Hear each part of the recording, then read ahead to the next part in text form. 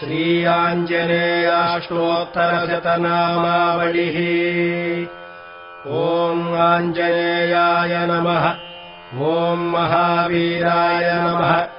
ॐ हनुमते नमः। ॐ मारुतात्मजाय नमः। ॐ तत्त्वज्ञानप्रदाय नमः। ॐ सीतादेवी मुद्राप्रदायकाय नमः। ॐ अशोकवनिकाक्षेत्रे नमः। ॐ सर्वमायाविभञ्जनाय नमः। ॐ सर्वबन्धविमोक्त्रे नमः। ॐ रक्षोविध्वंसकारकाय नमः। ॐ परविद्यापरिहाराय नमः। ॐ परशौर्यविनाशनाय नमः। ॐ परमन्त्रनिराकर्त्रे नमः।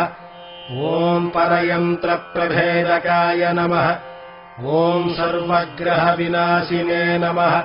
ॐ भीमसेनसहायकृते नमः। ॐ सर्वदुःखहराय नमः। ॐ सर्वलोकचारिणे नमः। ॐ मनोजवाय नमः। ॐ पारिजातद्रुमूलस्थाय नमः।